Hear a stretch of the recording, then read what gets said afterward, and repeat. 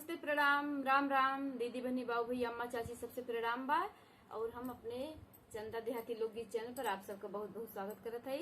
तो चलत है आप लोगन के तीज का बहुत ही मनमोहक गीत सुनावे और दर्द भरा भी गीत बा। से आप लोग लास्ट तक सुनिए तो आप लोग के पता चल जाये। तो चलिए सुनिए। नमस्कार दोस्तों, चलिए सुनाते हैं। बहुत ही प्यारा है, तीज व्रत सोहर गीत है। चलिए सुनाते हैं। अंगना में बैठी है सासु त बहुआ अरज कर, बहुआ अरज कर हो। सासु सब भूख तीज के बरतिया, हमहु भूखी रहबाई हो। सासु सब भूख तीज के बरतिया, हमहु भूखी रहबाई हो। ननदी जेठानी सब भूखी त शिव के माजन चली, शिव के पूजन चली हो। सासु हमहु त शिव के मानई मांगन कुछु मांगब हो। सासु हमहु त शिव के मानई मांगन कुछु मांगब हो। ननदी जेठानी सब भूखी त शिव के पूजन चले, शिव के पूजन चले हो। सासु हमहु त शिव के मानई मांगन कुछु मांगब हो। सासु हमहु त शिव के मानई मांगन कुछु मांगब हो। सासु जे बोलही न पावना, नदी उठी बोल गोतिनी उठी बोलाई हो। बहुअरी तोरे पिया गए परदेसवा, लवटी नहीं आया, लवटी नहीं आई हो। बहुअरी तोरे पिया गए परदेसवा, लवटी नहीं आया, लवटी नहीं आई हो। बहुअरी तोरे पिया राख सावतिया, लवटी नहीं आई हो। बहुअरी तोरे पिया राख सावतिया, लवटी नहीं आई हो। बहुअरी के का खातिर रहबू तू तीजिया, पिया हो नहीं आवा, लवटी नहीं आई हो। बहुअरी तू तो बाटियू बहुत भागिनी, कर मैं अपन समझाओ।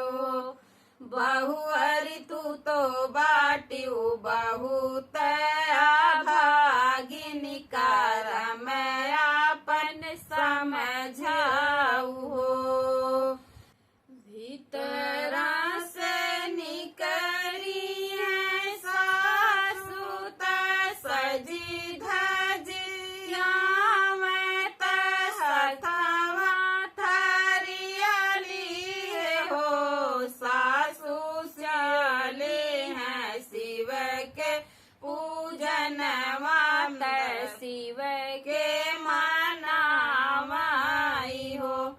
सासू चली है शिव के पूजन मात शिव के मनावा इतना जब देखें बहुरिया त सुसुकी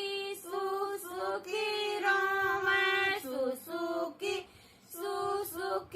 रोवे हो शिव जी कवने करमावा से चूके भागिन कहायलहो शिव जी कवने करमावा से चूके भागिन कहायलहो मनवा उदास की बहु अर चली है भोले दुआरवा चली है भोले दुआरवा हो पंडित खोला ना शिव के मंदिरवा त शिव के कपटवा हो पंडित खोला ना शिव के मंदिरवा त शिव के कपटवा हो शिव जी तोहरे दुआरे खड़ी तिरिया भागिन कहावाई हो शिव जी तोहरे दुआरे खड़ी तिरिया भागिन कहावाई हो सब लोग करती जबरतिया हमहू खड़ी देखी हमहू खड़ी देखी लहो शिव जी पिया मोरे गए पर देशवा लवटी नहीं आई हो शिव जी पिया मोरे गए पर देशवा लवटी नहीं आई हो शिव जी कवनो जुगतिया बतावा लावटी पिया आवे लावटी पिया आवाई हो शिव जी कवनो जुगतिया बतावा लावटी पिया आवे लावटी पिया आवाई हो आजू हवटी जैसे बारतिया हमहू भूखी बाटी हमहू भूखी बाटी